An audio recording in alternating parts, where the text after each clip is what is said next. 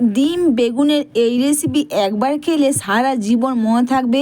কষা মাংস থেকে হার মানাবে। একবার খেলে কিন্তু বারবার খেতে হবে ডিম বেগুনের এই রেসিপি। এটা সম্পূর্ণ নতুন রেসিপি।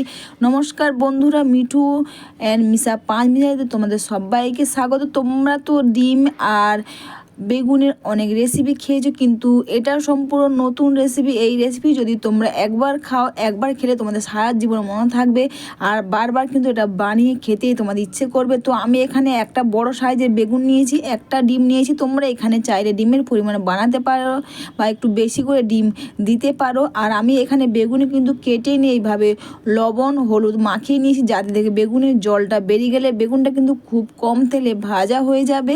আর অবশ্যই কিন্তু আমি ডিমটাকে সেদ্ধ করে নেব। আর এরপর কিন্তু এটা মাখিয়ে নিয়ে তোমরা 10 মিনিট মতন রেখে দেবে। তারপরে কড়াইতে অল্প করে তেল দিয়ে, বেশি ছাঁকা তেলে ভাজার দরকার হবে না, অল্প করে তেল দিয়ে এপিট ওপিট করে বেগুনগুলো একটু লাল লাল করে ভেজে নেবে। এই রেসিপি যদি তোমরা একবার খাও, তোমাদের কিন্তু বারবার বানিয়ে খেতে ইচ্ছে করবে। আর এই রেসিপি কিন্তু তোমরা ভাত, পরোটা, রুটি সবার সঙ্গে দিয়ে খেতে তোমাদের খুব ভালো লাগবে। তো এপিট ওপিট করে আমি এইভাবে বেগুনগুলোকে ভেজে নেব। এতে কিন্তু বেশি তেল দিতে লাগবে না, তোমাদের কম তেলে এটা হয়ে যাবে। এরপর কিন্তু এপিট ওপিট করে বেগুনগুলোকে একটু লাল লাল করে ভেজে নেব। বেগুনগুলো কিন্তু আমার প্রায় ভাজা হয়ে গেছে। তোমার দেখাচ্ছি জাস্ট বেগুনগুলো, আমার সব বেগুনগুলো ভাজা হয়ে গেছে।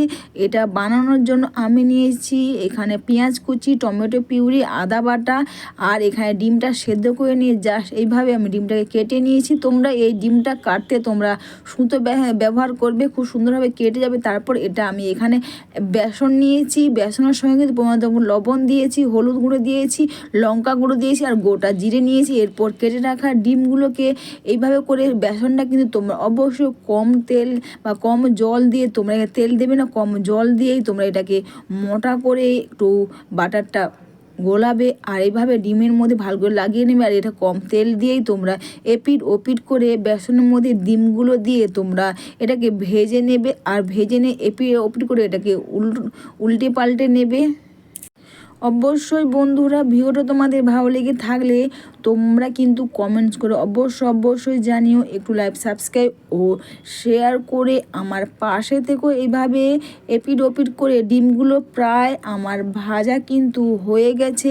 এটা কিন্তু খুব সুন্দরভাবে যদি তোমরা গরম গরম ভাতের সঙ্গে বা রুটির পরোটার সঙ্গে খাও, এই রেসিপি দেখবে তোমাদের বারবার খেতে ইচ্ছে করবে। তো আমার এগুলো ভাজা হয়ে গেছে। এরপর কড়াইতে তেল দিয়েছি আর তেল দিয়ে আমি এখানে দিলাম পেঁয়াজ কুচি। পেঁয়াজ কুচিগুলোকে এইভাবে একটু লাল লাল করে এটাকে ভেজে নেব। এটা কিন্তু সম্পূর্ণ নতুন রেসিপি। আর তোমরা যদি এই রেসিপি একবার খাও, তোমাদের কিন্তু সারা জীবন মনে থাকবে। বাড়ির সবাই মিলে এটা বাচ্চা বড় সবার খুব পছন্দের মুখরোচের খাবার। আর এখানে দিলাম আমি কাঁচা লঙ্কা। তোমরা এখানে কাঁচা লঙ্কার পরিবর্তে তোমরা এখানে শুকনো লঙ্কা দিয়ে করতে পারো। আর এরপর পেঁয়াজটা ভাজা হয়ে যাওয়ার পর আমি এখানে টমেটো পিউরি, আদা বাটাটা দিয়ে নেড়ে চেড়ে নেব। আর মশলাটাকে আমি এভাবে নেড়ে চেড়ে মশলাকে কষিয়ে নেব। এতে কিন্তু আমি পরিমাণ মতন লবণ, হলুদ, জিরে গুঁড়ো দিয়েছি। আর এভাবে করে মশলাটা কষে নেওয়ার পর কিন্তু আমি এতে জল দিয়ে দেবো। এতে কিন্তু অল্প জলই দেবে, বেশি জল দেবে না, অল্প জলই দিয়েছি। আর দিয়ে এটাকে নেড়ে চেড়ে নেব। এখানে আমি পরিমাণ মতন লবণ, হলুদ, লঙ্কা গুঁড়ো কিন্তু আমি দেইনি, এখানে জিরে গুঁড়ো আর অল্প করে ধনে গুঁড়ো দিয়েছি। এরপর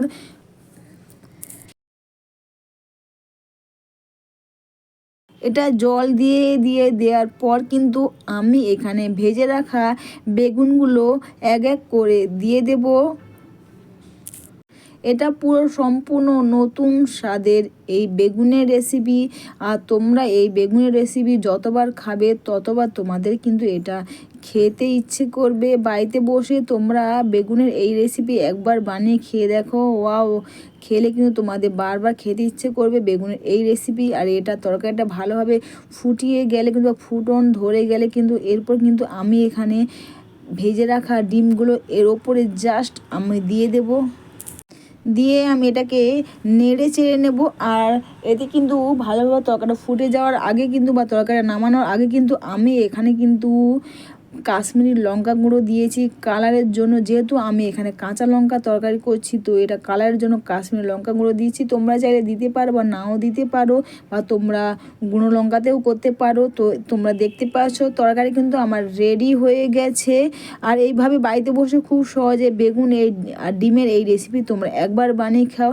আর সবার লাস্টে কিন্তু এর ওপর কিন্তু অবশ্যই তোমরা লেবুর রস দিয়ে দেখবে, খেতে খুব সুস্বাদু টেস্টি হবে।